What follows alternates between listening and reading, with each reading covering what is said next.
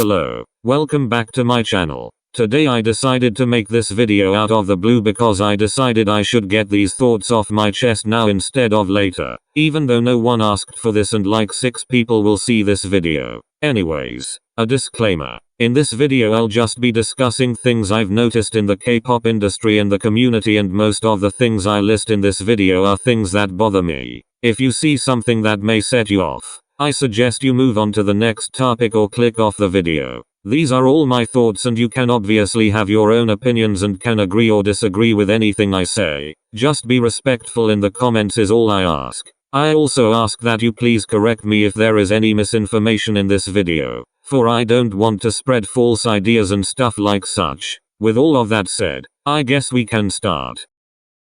Okay, so I guess some of you may have heard my opinions on streaming, but if not, I will try to state them here in the most simplest way possible. The reason why I brought up streaming in this video is because some of y'all take it way too seriously, and someone had to address the issues going on. I'm pretty sure we got into K-pop because we like the music and the idols' personalities, not because we like numbers. I get you want the best for your faves. I get you want them to win at music shows. I get you want them to get recognition. But y'all are almost obsessed with views, like come on now. Sometimes I see guides for streaming and before, I used to think it was neat that the fandom cares a lot. But now I think, is this who we are? Is this what we've become? K-pop is nothing but a lot of numbers and being at the top of charts now. I look at this and it's just pathetic. Now I'm not saying everyone should stop streaming, but y'all make it a bigger deal than it has to be. Just enjoy the music and appreciate the idols' work, not the fact that y'all have to get 3 trillion views in 24 hours.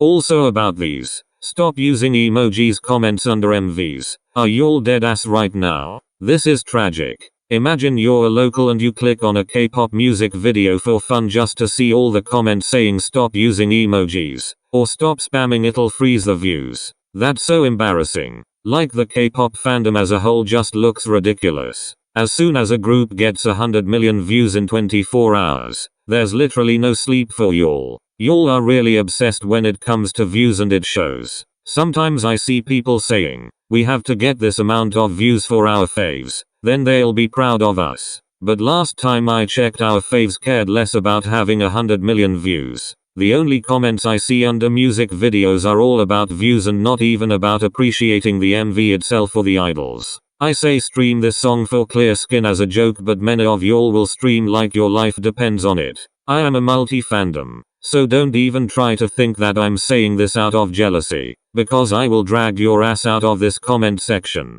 Anyways, me saying any of this probably won't do anything and this video will probably flop, so I'm not expecting anyone to actually change because of this. But please, I just ask that y'all appreciate the music instead of focusing on views. Because accept it or not, views have really lost their meaning in the past years. I can only vaguely remember when a song used to be considered good without having 100 million views. But moving on. Before we continue, I'm gonna be real honest with y'all. I used to be a person who said this, but in recent events I've completely changed my opinions and have now invalidated this statement as a whole. I hate how idols will do something problematic and their stans will say some shit to protect them, like they don't know better, or Korea is a conservative country so they don't really know it's bad. Like, as much as this statement is believable, I no longer find it a valid alibi. South Korea is not closed off to the rest of the world, so they should know basic issues going on around them. Even if they weren't raised thinking certain slurs were bad or saying certain phrases were bad, I know for a fact they have some access to the internet, so it's not like they never had opportunities to educate themselves. Companies have done a lot better in censoring their idols and educating them in recent years, but I still see a couple of outliers here and there. For example, Yebin, a former Pristin member and now a Hinapia member. She was singing a rap with the N-word in it, and at first she was silencing herself when it got to those parts, but then she slipped and said it anyways, and even paused after it. Here's the clip.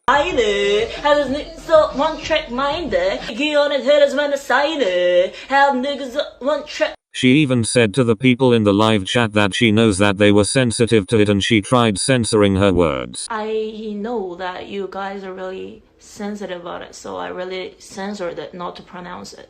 This might seem like a little bit of a stretch, but this goes to show that idols know what's going on in the world and know what's right from wrong, and there are few that just don't care at all. I'm not saying Yerbin in particular knew what she was doing and just decided to say a racial slur just for the sake of singing a song. But this proves that idols aren't clueless and that companies and idols should be held accountable for these types of situations. Which also brings me to my next point. If your fave is in the wrong, call them out. This doesn't necessarily mean to unstand them, unless they did something really unforgivable, but make sure you know they did something wrong and that you're not trying to defend them for their wrongdoings. Is it okay to stan problematic idols? Personally, I really don't care what you do as long as you hold your faves accountable of their problematic actions. If I said this to stan Twitter, I'd get cancelled immediately, but YouTube is a little bit nicer, so hopefully you understand what I'm trying to say. So my main point is, idols know what's right from wrong, so we should hold them accountable for their actions, and that calling out your faves doesn't equal cancelling them. Moving on. So I'm pretty sure y'all have heard this term before or something along these lines, and I just wanted to come here and say, there are no such things. The only main requirement that is the most reasonable is that you know some of the members, one including your bias, and that you actually have a reason to stan them. I've heard people say, you have to know all the members' names, or all the members' nicknames, or you have to listen to all their B-sides to stan a group, or know this certain aspect of X group to stan them. No. If I could bass boost Daniel, I would, but I'm gonna repeat myself since I can't really emphasize this. You don't need to know every single thing of a group to stan them. There shouldn't be any requirements to stan a group. Knowing less about X group makes you less of a stan than another person in the fandom? No. I used to have this mentality where you had to know all the members, their nicknames, all the title tracks, and listen to their B-sides to stan a group. But it shouldn't work that way. You should stan because of the music, then the idols, then everything comes after. That everything comes after part is what fandoms are for. You typically join a fandom to learn more about your faves and to interact with those who also stan your faves. You can't learn more and interact with a fandom that's not welcoming and one that's saying you're not an original fan, or you got into this group or idol too late so you're not allowed to learn about them. So if you like a group or idol because of their music and you wanna stan, go ahead and stan. What you're not gonna do is sit there and not consider yourself a stan because you don't meet the fandom's definition of stanning. Stan who you want when you want, as long as you're not causing problems, and we'll be fine.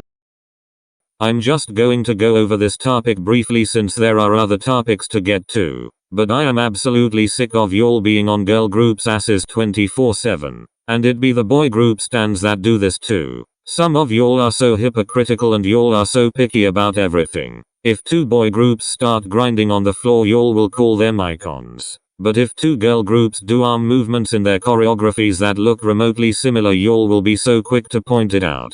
Like, can y'all shut up? Y'all sound so dumb. Why is it that girl groups and female idols are held to a higher standard than male idols? Like, they're already perfect enough and y'all want to keep raising the bar. Will y'all let them breathe for 2 damn seconds? I hope y'all get some sense into your head because this is getting so annoying and repetitive at this point. LMAO, I can't wait to get dragged for this, but anyways. Y'all need to learn the difference between mismanagement and mistreatment. I will admit, I used to victimize my faves so I would have a reason to complain about them and want better treatment for them, like most stans do. For example, when I first got into IZ*ONE, I remember my first bias was Chaeyoung, and all I would comment under videos were, Chaeyoung deserves better, or why is Chaeyoung so mistreated, like everyone hates her, y'all should give her more attention, and shit like that. Little did I know that this victim mentality is dumb and so ineffective. As much as I hated to admit it, Chaeyoung was not as mistreated as the other members. In fact, she wasn't mistreated at all. And I hate seeing Chaeyoung stans do the same thing I did a year ago. It's so dumb because I'll see other members being quote unquote mistreated, but Chaeyoung stans will always bring her name up in every comment, even though it may not always be about her. Don't get me wrong, I love Chaeyoung. She's incredibly talented and has a great personality, but her stans are so toxic that they victimize her all the time because they don't think she gets treated well enough. And as much as y'all hate to admit it, even if your fave does get the best treatment in the world, even out of the whole industry, y'all still won't be satisfied and will want more. And that's the truth. But anyways, I've seen some things saying that there are stands that like to throw around the word mistreatment when it's really mismanagement, and then bring up the group CLC. The definition of mistreatment is to mentally or physically abuse someone. I agree and disagree with this statement because yes, CLC's case has a lot of mismanagement since they have like 20 songs to their name, inconsistent comebacks, and not even a full album, after 5 years of being in the industry. I agree that it is mismanagement, but CLC is such a specific case that some of it is a little mistreatment. You can disagree, but hear me out. Imagine being told as trainees right before your debut that you'll be as amazing as the company's previous group. You'll get as good, maybe better, promotions than the last group, get a good budget thanks to the previous group, and have regular comebacks. But then you don't. Let's say you reach your 3rd year and none of these promises are fulfilled. Not even one of them. You're already past your first 2 years, the rookie years, which are the most vital years of your career in which you try to make your name known to the public. But still you were never promised any of those things, and then the company decides to debut a new group who will end up having the things you as a group were promised 3 years prior in 2015. A little mind-boggling, but believe it or not, it can be a case of mistreatment. It's a little bit of a stretch, but it's being mentally abused to be promised so many things and nothing gets fulfilled. For those who are about to bring up CLC's 3 comebacks last year, it's not enough. The reason why we say CLC is mistreated is not to victimize them for attention. It's just to tell y'all that we are concerned for them and that they are all talented girls that deserve better. Some Cheshire take it a little too far, but I hope you understand what I'm trying to say. If nothing changes for CLC in the next 4 months, they are gonna have disbanded with only a few songs in their discography and lost hope for their future career in the K-pop industry. Child. This shouldn't even be a topic on here, but someone had to address it because I am so sick of international fans. I was talking to someone who allegedly stanned yt.tzuyubebe, which if you didn't know is a Japanese group formed under JYP with the survival show, the yt.tzu Project. This person told me that all the members were bland except Nina and Rima, the 2 members who speak English. They then went on to say that they only like English-speaking idols and that all their biases speak English or speak the most English in their groups. I was literally gonna lose my shit. Like seriously? I get that you want to relate to someone, one who speaks your language or English, but that doesn't mean it should be the only reason you stan or bias them. That's absolutely stupid. You should bias a member or stan an idol for their talents in singing, dancing or rapping, or their personality, not their language skills in your language. If you wanted to stan people who spoke your language, I hate to break it to you, but K-pop isn't for you, bud. I'm so sick of y'all thinking that speaking English is a talent. Like it's really not. It's great to relate to an idol who speaks English, but if that's the only reason why you're stanning them, you're stanning them for all the wrong reasons. All 9 members of yt.tzuyubebe are talented, but you choose to only like 2 because they speak English. Next caller.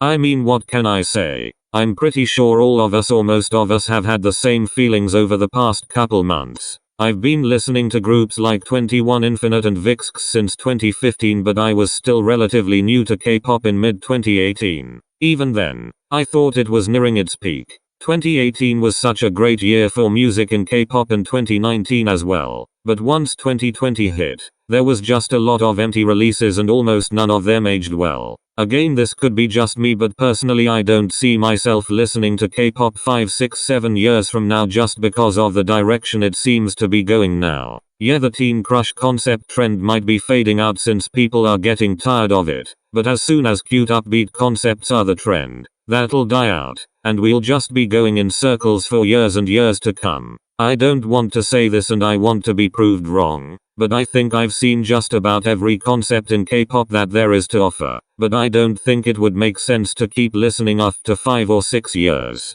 I'll always be thankful of what the music did for me, but I don't know if I'll still be interested in it. I hope 2021 proves me wrong, but 2020 was not as good in terms of music as 2019 or 2018's was. Alright, so that's it for this video. Thanks if you made it to the end. Please let me know if you agree or disagree with anything in the comments, but please respectfully do so. If there's any misinformation or anything misleading stated in the video, please point it out so I can correct myself. Thank you for watching. Wear a mask and I'll see you next time.